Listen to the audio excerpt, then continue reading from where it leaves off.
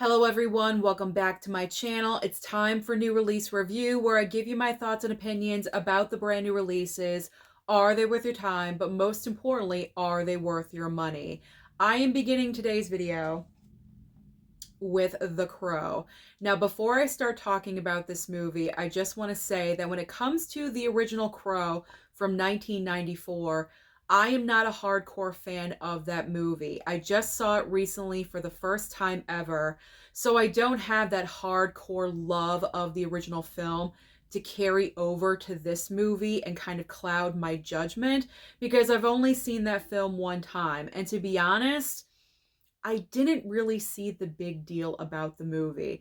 Please do not come for me down below in the comments. I know that film has a hardcore fan base, but because I never watched it back in 1994 when it originally came out, I missed out on all of the hype surrounding that movie. I think that's the reason why I saw it and I'm like, okay, it's decent, but I don't understand why people live, breathe, and die for it. I missed out on all the hype. So pretty much what I'm saying is that I don't have anything to cloud my judgment when it came to watching this version of The Crow. Now, with this version, a couple of positives that I will point out. Bill Skarsgård in the movie is looking incredible. His body is on point. He looks sick as the Crow. He looks great. He looks fantastic. So that's a major positive when it comes to this movie. And then also he does have a badass fight sequence, in the middle of the film that, okay, it got my attention. But other than that, there really isn't anything about this movie that stood out to me. And that's unfortunate because I feel like they had great material to work with. They could have done something a little bit more creative with this film, but it just really lacked when it came to that area because you still have Eric and Shelley, you have these characters. Now, in the original film, we didn't really know their full-on history together, but we knew that they were deeply in love. And we didn't really have a lot of scenes with these characters together, but you automatically got that feeling. Now, when it comes to this version of The Crow, you have Eric and Shelley. They meet in a rehab center and they have a couple of days together and it's like instantly they're in love. They escape together. Shelley is on the run because she knows something that she shouldn't, and she knows that it's going to have dangerous consequences for her if she is caught. So what do? They hang around. That's what I don't understand about this movie. If you know your life is in danger, you know something you shouldn't know, you get the heck out of Dodge. You don't hang around in some random friend's apartment that he's, letting you stay at. They're going to find you. They are going to hunt you down. They're hanging out in the apartment. They're going to clubs. They're, getting high. They're doing drugs. They're taking baths together. Obviously, they're having sex. I mean, I would be out of there. I would be on the opposite side of the country. And of course, what happens? We all know what happens. And, the story just goes on. But that is the main point of this movie. I just did not get. If you know people are coming after you, why are you sticking around? That was not believable to me. They did do a couple of, differences creatively, I guess, but it wasn't really enough for me. I just don't think I'm the biggest fan of this story. Because when it came to the original Crow, when I watched it for the first time, like I said, I was like, okay, what's all the hype with this movie? Why do people love it so much? I personally just don't understand it. And that's okay. I don't have to understand it. I don't have to get it. But honestly, this one was disappointing. It's got an awesome slip. I will say that. The slipcover is great. Bill Skarsgård looks fantastic. But overall, as a film, it is disappointing. I can't necessarily say go out and buy this movie because I would be lying. I honestly would. So this one is a disappointment. I gave it a 2-star out of 5 on my Letterboxd. I didn't even heart it. It didn't even get a heart. So that should really tell you. It doesn't get a heart. I can't recommend it. So, The Crow, I do thank Lionsgate for sending it over to me, not once, but twice, because they also sent me the 4K Steelbook. But I cannot lie to you guys and say go out and pick up this movie because no, I just can't do that. So, this one was disappointing, but I gave it a chance. I really did. I was open minded about it. Even Mama Blu-ray did not clap. She did not clap for The Crow, and that really does say something because she usually claps for everything. I gotta be honest. She usually claps for everything, either very enthusiastically or a golf clap or a little mini clap, and she didn't do anything for this film. So if Mama Blu-ray does not clap, that's all you need to know. So that's unfortunate for The Crow. Let's move on. Let's move on to some Kino Lorber titles. This is going to change everything around for you guys. So we have the brand new 4K of Rules of Engagement. This was a really fantastic movie with Samuel L. Jackson and also Tommy Lee Jones. This is obviously a military war film. And in the movie, you have Samuel L. Jackson, who is in a situation. It starts off like pure war movie, and Samuel L. Jackson is in a military situation where he has to make a very serious decision to save to save the US troops, because I believe they're over in Yemen, and the people over in Yemen in the film in this moment are shooting at US troops, and he makes the call that the troops just go ahead and wipe them out. That's what he says. Like, this needs to happen to save our lives. He makes that difficult decision, okay? So it looks horrible. It looks absolutely horrible, and so it doesn't look good on the US. So because of that, they court-martial Samuel L. Jackson's character, and Tommy Lee Jones is his lawyer defending him because they're very, very good friends. And right in the beginning of the movie, Samuel L. Jackson saved Tommy Lee Jones's life, and so as a return favor, he's pretty much doing the same. You know what I'm saying? So this was a fantastic movie driven by wonderful performances, and the 4K transfer was really, really nicely done. Kino Lorber is always spot on with their 4K transfers. They're always very nicely done. This movie kind of goes along the lines of A Few Good Men, just a little bit. It's not on that level of A Few Good Men, because that movie, whew, oh my gosh, like I love that film. But it's very similar.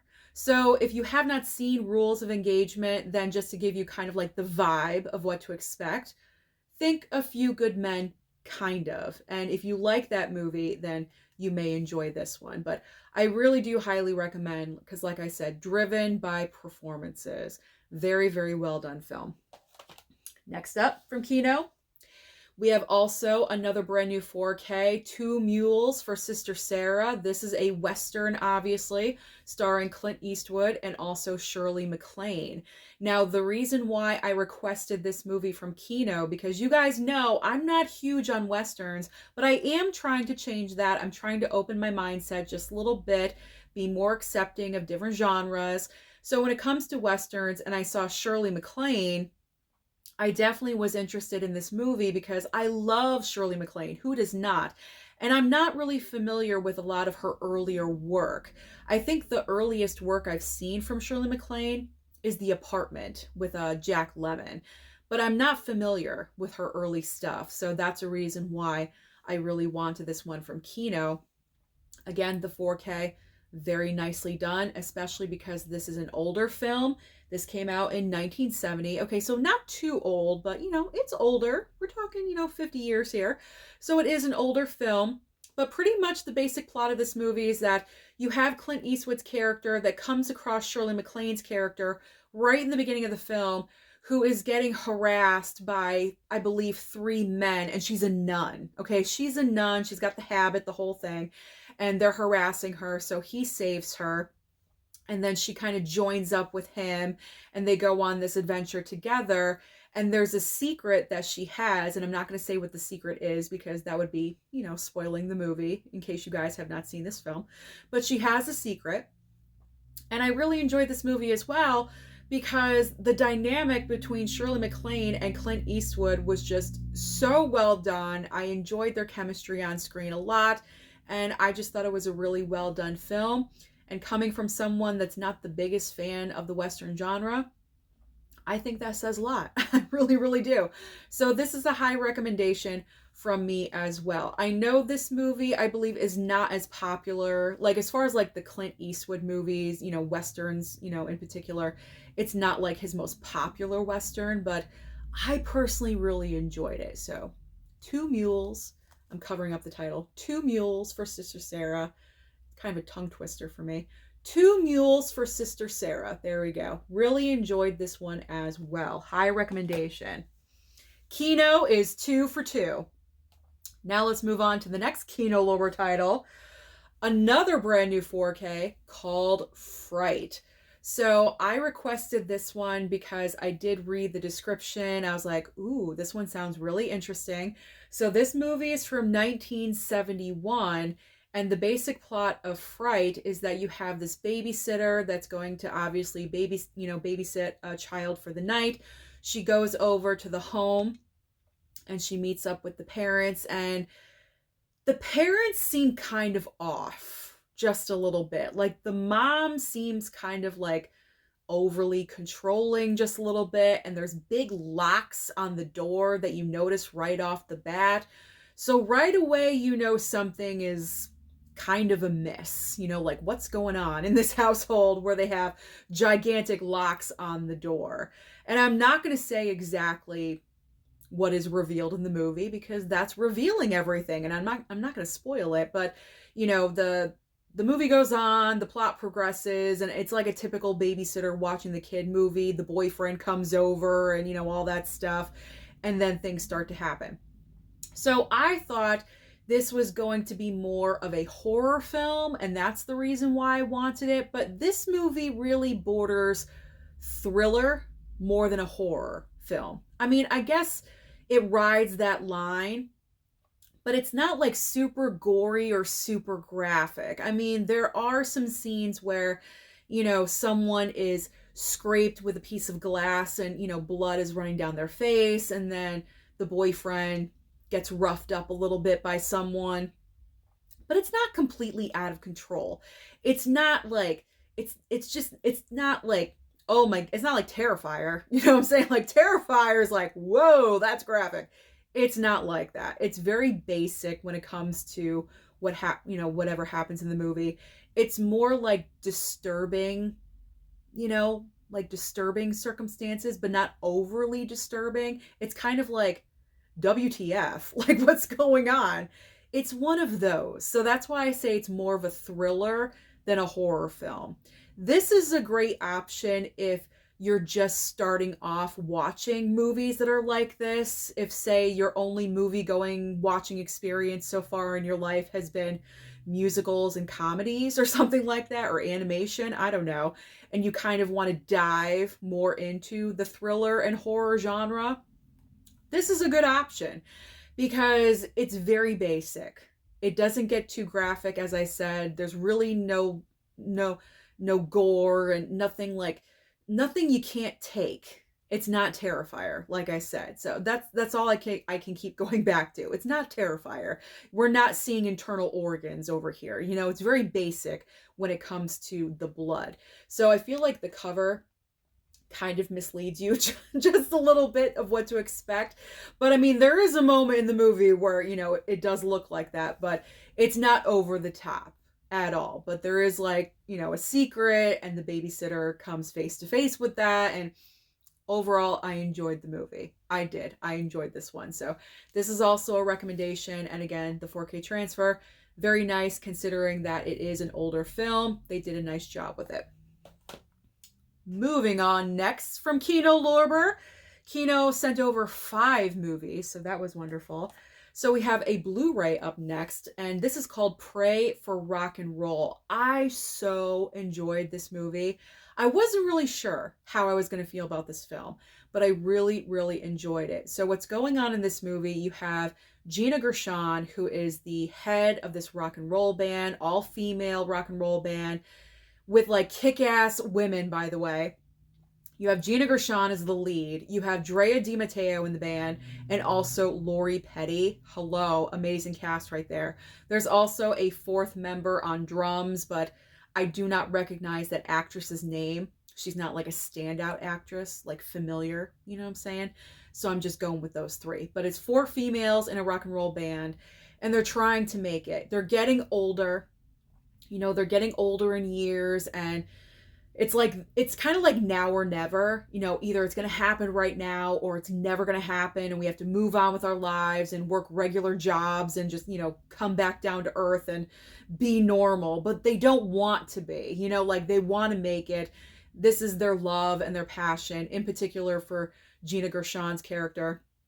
So as they're trying to receive a recording contract of some kind, episodes are happening in their personal lives that are, you know, making life difficult, and that's where the drama comes in and where everything kicks in, and the personal lives are intertwined because a lot of them, you know, a couple of them live together, and, you know, something happens that's devastating and it affects both of their lives. This is a great movie. So great. I've never heard of this movie before prior to Kino Lorber offering it to me. And I'm so happy that I watched this because this is very underrated. So I highly do recommend Pray for Rock and Roll. It was so good. I really enjoyed this one. Fantastic performances from everyone in that movie. Okay. My last Kino Lorber title to talk about. This one was a lot of fun. It is called The Throwback. And you have, I know his name, but he's from Mad TV. If you remember Mad TV, it was like the opposite of Saturday Night Live back in the day. I don't think that's on anymore. I really don't. But he was from Mad TV. She looks familiar too, but I'm not really sure where she's from. But they play a married couple, and she works at a bank. And it's like the typical couple life. They have a couple of children, and life is busy and hectic and difficult. You know, the typical married, you know, kid life, you know. And so something happens to her at her job as a bank teller. The bank gets held up, and so she kind of has like PTSD with the situation just a little bit. And the way that her body responds is that her mind regresses back to when she's 19 years old. So she thinks that she's 19. She wakes up and she thinks that she's a teenager again, and she doesn't understand why she's married with children and has a job, and, you know, she's not doing what she really wanted to do back when she was 19. So it's this great comedy about dealing with life and like trying to fulfill your younger self's dreams, because she really wanted to be a fashion designer instead of a bank manager where she works right now. I guess she's worked the same job her entire life, and she always dreamed of being a fashion designer and just having bigger goals for herself. And it was just such a great fun movie. Tons of comedy. There's also, who's in here? What's his name? Bobby Lee. I think he was on Mad TV too. He's right here down the corner. There we go. Bobby Lee. He provided a ton of comedic moments as well. This was just a really fun movie, so I highly recommend The Throwback as well. That was a lot of fun too. All right, enough with Kino Lorber. Let's move on to other studio titles. We have Warner Brothers up next with Blink Twice. So this movie I saw at the theater, so this was a rewatch for myself, and I did have a couple of issues with the movie when I watched it at the theater, so I was curious to see how I was going to feel upon a rewatch of this movie. And what I really like about Blink Twice is that Zoe Kravitz tried to bring in the twist, like the multiple twist element to this film, which she absolutely achieved, because this movie is a twist within a twist, because you get the initial shock of what is happening during this movie while they're on the island, and then there's also the second twist that I totally did not see coming. If you've seen Blink Twice, then you know what the second twist is, and I really love that. But where the movie just really fell apart for me was kind of towards the end, and the way the movie ended. I did not like the way this movie ended. I'm not going to say what it is, because in case you haven't seen it, I'm not going to spoil it for you. But all I can say is if something like that personally happened to myself, I get the understanding. I guess I get the reasoning as to why the main character does what she does, but I could not bring myself to do that. I could not. Considering everything that happens throughout the film and what we find out about everything, I could not do it. I personally could not do it. If you've seen the movie, you know what I'm talking about and you completely understand what I'm saying right now. If you haven't, you think I'm babbling garbage right now because you don't get it. But I really don't want to spoil the movie for you. But overall, I thought the movie was very well shot. I mean, Zoe Kravitz, this was her first film directing and co-writing, and she did an amazing job. She really did. The way she shot the movie, it looked great. There were great soundtrack moments, spread throughout. And great cast. The cast was good too. Channing Tatum in that lead role, I thought was really, really well. One of his best performances that I've ever seen because it's so anti everything else that he's ever done. You know what I'm saying? So that I appreciated. But just the ending. Just the ending. But I do think this is worth your time and also your money. I do think it is. It's kind of one of those movies you just have to see for yourself and see how you respond to the ending. Next up is the 4K of Zodiac. So I finally got in my 4K of Zodiac, watched it just the other night, and first of all, the 4K transfer looks fantastic. Amazing job. It just looked phenomenal. But I'm not surprised. This was from Paramount. Yeah, Paramount. Paramount is consistent when it comes to their 4K transfers. So Zodiac, this kind of story I absolutely love. You guys already know this. I talk about this all the time. But like 90s style types of thrillers, even though this is not the 90s, I know that. But like Silence of the Lambs, Zodiac, serial killer movies like this, I just really love. Now, the time period of when this movie takes place was like all in the 70s, I believe, right? Yeah, like early 70s, right up until like the early 80s, I believe, by the end of the film. But primarily the decade of the 80s, or the 70s. Primarily the decade of the 70s. There we go. And this movie is all based on true story off of the case files of the Zodiac killer. So this is based on true events and just going through the entire timeline pretty much of following this killer, trying to catch him and just never being able to. And this is another movie that is totally driven by fantastic performances with Robert Downey Jr., Jake Gyllenhaal, and Mark Ruffalo. So this is a high recommendation from me as well. It is a long movie though. It's 2 hours and I believe 40 minutes long. It's very long. You have to invest some time in it, but it really is worth that time. It really, really is because it's a fantastic movie. So Zodiac, high recommendation from me, especially with that brand new 4K transfer. All right, here we go. Here we go. What are my thoughts about Trap now after rewatching it at home? Still the same. My opinions about this movie have not changed. This movie was made by M. Night Shyamalan to showcase his daughter. This is a Nepo baby showcase. This is a movie of conveniences for Josh Hartnett's character with multiple ending syndrome. There's really nothing else that I have to say about this movie because every single thought that I had about this film remains the same.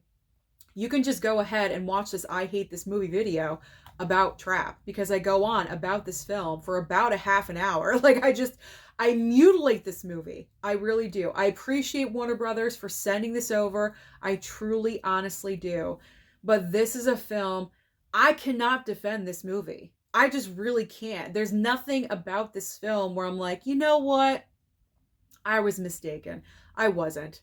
My mindset about this has not changed. It probably will not change. It's just very, very disappointing. It's along the lines of The Crow.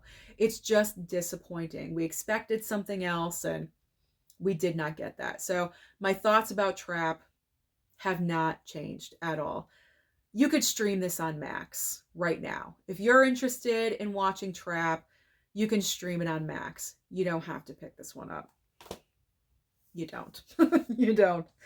Okay, let's move on to a 4K that looks phenomenal, and that is White Christmas from Paramount. This movie looked so good with a 4K upgrade. The reason why I say that is because there's a lot of colors in this movie. All the costumes in this film are so bright. When the sisters are having their moment and they're performing in those like aqua blue costumes, it looks fantastic. And speaking of blue, Bing Crosby back in the day was known for his blue eyes, besides his singing voice, obviously. But his blue eyes were just so electric. Let me tell you something. With this 4K transfer, they are popping off the screen. You could see Bing Crosby's blue eyes from like 50 miles away. Like, it is absolutely incredible and amazing. They did such a great job with this 4K upgrade. This movie is from 1954, and I'm so happy that they gave this movie the 4K treatment, because older films like that really do deserve a 4K. And this film it looks absolutely amazing. It's just taking my breath away. It looks absolutely amazing. So White Christmas is a high, high, high recommendation from me. Definitely pick this up for the upcoming holiday Christmas season. You are going to want to watch this with your families, with your children, because it looks fantastic. So White Christmas, definitely get it. I think out of all of these, this is my number one recommendation. Absolutely pick up White Christmas. If you only have the budget for one 4K this month, it's this one. Absolutely. Because this is absolutely a Christmas classic through and through. And it's becoming a new favorite of mine. I think I'm going to watch it every single holiday season. So White Christmas, get it. It looks amazing. It does. I can't help it. All right, now we are switching gears to a regular Blu-ray. I picked up the Blu-ray of Oddity. I was very curious about this film because I had heard that this horror film was very underrated. It was only at my movie theater, I think for like 5 days or something, and then it left. I never got the chance to see it at the theater. So because the Blu-ray was only $17, I decided to gamble and pick it up. Now, I will say the film is solid. It's a solid horror film. However, I kind of saw everything coming. It does have nice quirky moments, I will say that. But I mean, my biggest question is like, I'm sure you're wondering what this is right here on the cover. In the movie, there's like this big, gigantic wooden guy that's in the house in our main location that one of the characters sets up. Unless I missed it, it was never really explained what this is and what the intent is. I don't know. I was kind of confused. Maybe I have to watch the movie again, but the main plot of the movie is that you have this woman whose sister is mysteriously murdered in her brand new home, and they automatically assume that a certain person did it, but her sister is convinced that something else was going on. And so she goes to the house to kind of, I guess, figure out what's going on or what happened. There is like a time lapse situation, but she's determined to find out what really happened that night because she doesn't believe her sister died by the hands of that one person. She thinks someone else was involved. And she brings over this wooden guy in like this trunk. It's very weird. It's very weird. And she sets him up at the table and everything. And I don't know. But like the ending, I called it. I really called it. I called it really early in the movie too. So it just didn't hold like the suspense. I thought it was going to be something else that it wasn't. It was just a very simple, basic plot. And I was just expecting more. So maybe because I had those high expectations, it just didn't work for me as much as I hoped it was going to. I am going to keep it. I'm going to keep it. I'll watch it again because, like I said, maybe I missed something when it came to the wooden guy, but I'm going to give it another chance. But, you know, you don't have to pick this up. If it goes to streaming, I would recommend to stream it first. And if you like it, pick it up on Blu-ray down the line on sale, $10, something like that. You don't have to pay full price for this. You don't. You don't have to do that. Okay, this one, I was a little bit disappointed.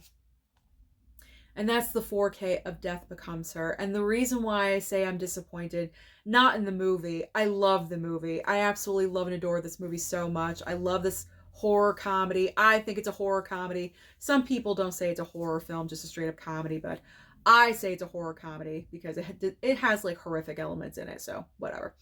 But anyway, I was disappointed in the 4K transfer of this movie because I feel like it wasn't consistent throughout the entire film. There were moments that it really looked great. Obviously, when Goldie Hawn is wearing, you know, the red shirt, that popped off the screen, you know, things like that. But as far as like, you know, the baseline of the movie goes, it didn't really stand out as much as I personally thought it should have. So that was a little bit disappointing. But the film overall, I love the movie. So you don't necessarily have to pick up this 4K. If you own the regular Blu-ray from Screen Factory, you don't have to upgrade. You don't. So, I mean, I have it and I'm obviously going to keep it. But the only reason I upgraded it was because I absolutely love and adore the film. If I didn't, I probably would have just been fine with my Blu-ray. So if you have your Blu-ray, you're good. You don't need to upgrade this one. Next up, one of the last titles. There's this and one other one, and we are complete, people. So we have the brand new 4K of Trick or Treat from Arrow. Arrow is another boutique label that is so consistent with their 4K upgrades. I feel like as far as the boutique labels go, as far as consistency, Kino and Arrow are top shelf because very rarely do I find something that just really doesn't thrill me. Trick or Treat, very, very nicely done. In particular, when they're in the woods, all of the women, they're having their little party. If you've seen the movie, you know what it is. The women in the woods having their party, and they have the gigantic bonfire going in the background. Like anytime you see fire in this movie, anytime the pumpkins are lit up with candles, it looks amazing. So Trick or Treat, very nicely done. Another solid 4K release from Arrow. I really do highly recommend this one as well. So if you have not picked up Trick or Treat, I would say at this time, wait for a future Arrow sale because this will go down in price, probably 50% off, and you can pick it up for a very reasonable price. So I would wait on this one for an Arrow sale and definitely pick it up. And I love this slipcover. I do. Sam. He's so cute. I love Sam. Sam looks good. All right. The final movie I'm going to talk about, but I'm not going to go on and on and on about it because it's Deadpool and Wolverine. I mean, this is one of the best movies of the year. Watching it again at home was, I don't know, was it even better than the theater? It wasn't better than the theater because, you know, in theater, that's like the best way to watch it. But watching it at home was just as good as watching it in the theater because my parents were also watching it with me, and my mom was having such a great time with this movie. Anytime I hear my mom laughing, I love it. And she was laughing consistently throughout this entire movie. We both were, because literally this is one of the funniest movies of the year. Action-packed. You guys already know this. I'm sure everyone watching this has seen Deadpool and Wolverine. It is, you know, absolutely one of the best films of the year. It looks fantastic on 4K. So I do not need to ramble on and on about this movie because you guys already know. You know where it's at when it comes to Deadpool and Wolverine. One of the best. So that is everything from my most recent new release review pile. Comment down below and let me know your thoughts about any of the movies I just discussed. Don't forget to like and subscribe before you leave, and I'll see you next time.